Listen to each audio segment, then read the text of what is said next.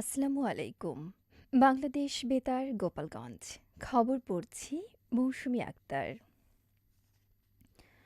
প্রধানমন্ত্রীর বিশেষ অগ্রাধিকার প্রকল্প এবং ইজিপিপির খাল খনন ও পুনঃখনন কর্মসূচির আওতায় গোপালগঞ্জের টুঙ্গিপাড়া উপজেলার ডুমুরিয়া ইউনিয়নের ২ নং ওয়ার্ডের পার ঝনঝনিয়া থেকে পাকুড়তিয়া বারখাটিয়া খাল খনন প্রকল্পের উদ্বোধন করা হয়েছে। গতকাল দুপুরে আনুষ্ঠানিকভাবে এ প্রকল্পের উদ্বোধন করেন গোপালগঞ্জ ৩ আসনের সংসদ সদস্য ও বাংলাদেশ স্বেচ্ছাসেবক দলের কেন্দ্রীয় কমিটির সভাপতি এস.এম. জিলানী। উপজেলা প্রকল্প বাস্তবায়নে অফিস জানায় ১,৮০০ মিটার দীর্ঘ এ খাল পুনঃখনন প্রকল্পের ব্যয় ধরা হয়েছে ৪৬ লাখ টাকা।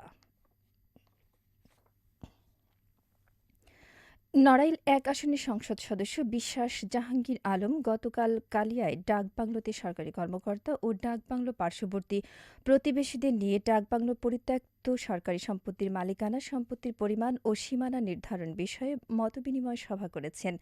সভায় সংসদ সদস্য বলেন, সরকারি সম্পত্তি রক্ষা করার দায়িত্ব সরকারের পাশাপাশি স্থানীয় বাসিন্দাদের। জোর করে বা কৌশলে সরকারি সম্পত্তি কেউ দখল করতে চাইলে আইনগত ব্যবস্থা নেওয়া হবে। উপজেলা নির্বাহী অফিসার মোহাম্মদ জিন্নাতুল ইসলাম, সহকারী কমিশনার ভূমি শ্রাবণী বিশ্বাস সহ জনপ্রতিনিধি ও বিভিন্ন শ্রেণীর মানুষ এ সময় উপস্থিত ছিলেন।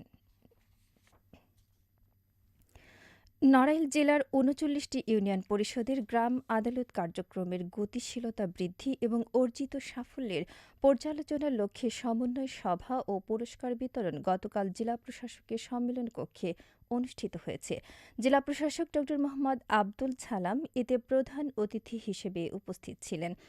সভায় জেলা প্রশাসক বলেন, গ্রামীণ জনপদের সাধারণ মানুষ যাতে অল্প সময়ে ও স্বল্প খরচে ন্যায় বিচার পায় তা নিশ্চিত করতে গ্রাম আদালত কার্যকর ভূমিকা পালন করছে। এই ধারা অব্যাহত রাখতে সংশ্লিষ্ট সকলকে আরও নিষ্ঠার সাথে কাজ করার আহ্বান জানান জেলা প্রশাসক। অর্ধবার্ষিক মূল্যায়নের ভিত্তিতে গ্রাম আদালত পরিচালনায় বিশেষ অবদান রাখায় জেলা পর্যায়ে ৩ জন হিসাব সহকারী ও ৩টি ইউনিয়ন পরিষদকে সম্মাননা ক্রেস্ট প্রদান করা হয়। পুরস্কারপ্রাপ্তরা হলেন আজিজুর রহমান, সুকান্ত বিশ্বাস, কৃষ্ণ স্বর্ণকার। জেলা স্থানীয় সরকার বিভাগের উপপরিচালক জুলিয়া সুকায়নার সভাপতিত্বে জেলার ৩ উপজেলার নির্বাহী অফিসার ও উপজেলা সমন্বয়কারীগণ ও জেলার ৩৯টি ইউনিয়নের হিসাব সহকারী কাম কম্পিউটার অপারেটরগণ এ সময় উপস্থিত ছিলেন। শিক্ষা ও গবেষণার মানোন্নয়ন লক্ষ্যে গোপালগঞ্জ বিজ্ঞান ও প্রযুক্তি বিশ্ববিদ্যালয়ের animal science and veterinary medicine বিভাগের ভেটেরিনারি টিচিং হাসপাতাল উদ্বোধন করা হয়েছে। গতকাল সকালে বিশ্ববিদ্যালয়ের উপাচার্য অধ্যাপক হোসেনউদ্দিন শেখর এ ভেটেরিনারি টিচিং হাসপাতাল উদ্বোধন করেন। হাসপাতালের উদ্বোধনের সময় উপাচার্য বলেন, শিক্ষার্থীদের শ্রেণীকক্ষে পাঠদানের সঙ্গে ব্যবহারিক শিক্ষার জন্য এ উদ্যোগ নেওয়া হয়েছে। একই দিনে উপাচার্য হোসেনউদ্দিন শেখর বিশ্ববিদ্যালয়ের কেন্দ্রীয় ক্যাফেটেরিয়া ৩য় তলায় ঊর্ধ্বমুখী সম্প্রসারণের উদ্বোধন করেন।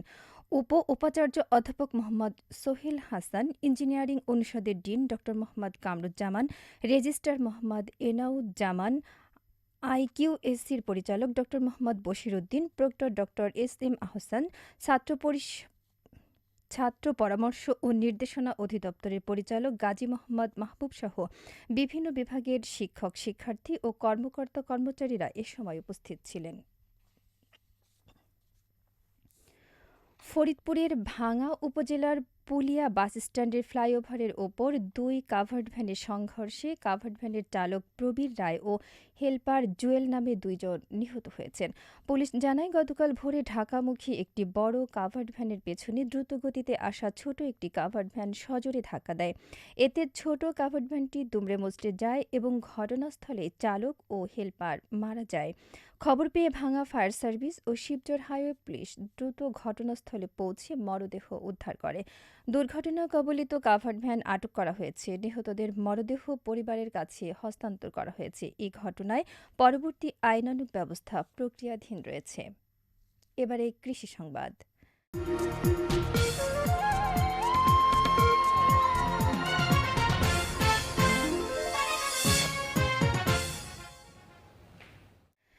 গোপালগঞ্জ সদর উপজেলার ভ্যান্নাবাড়ি গ্রামের প্রবীর বাগচি ও অপূর্ব বাগচি নামে দুই ভাই বাণিজ্যিকভাবে লিচুর চাষ করেছেন।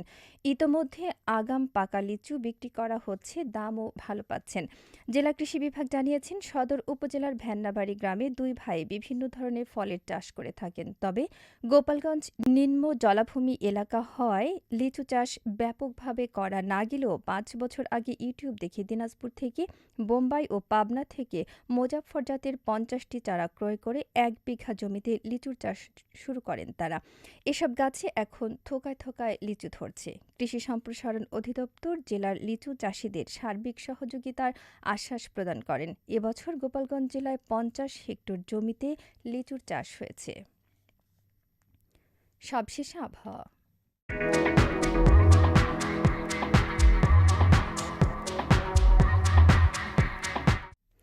আজ বেলা ১টা পর্যন্ত দেশের অভ্যন্তরীণ নদীবন্দরসমূহের জন্য আবহাওয়ার পূর্বাভাসে বলা হয়েছে, রংপুর, ময়মনসিংহ এবং সিলেট অঞ্চলসমূহের উপর দিয়ে পশ্চিম অথবা উত্তর-পশ্চিম দিক থেকে ঘন্টায় ৪৫ থেকে ৬০ কিলোমিটার বেগে অস্থায়ীভাবে দমকা অথবা ঝোড়ো হাওয়া সহ বৃষ্টি অথবা বজ্রবৃষ্টি হতে পারে। এসব এলাকার নদীবন্দরসমূহকে ১ নম্বর সতর্ক সংকেত দেখাতে বলা হয়েছে। খবর শেষ হলো। আমাদের পরবর্তী খবর প্রচারিত হবে সকাল ১০টা বেজে ৩০ মিনিটে বাংলায়।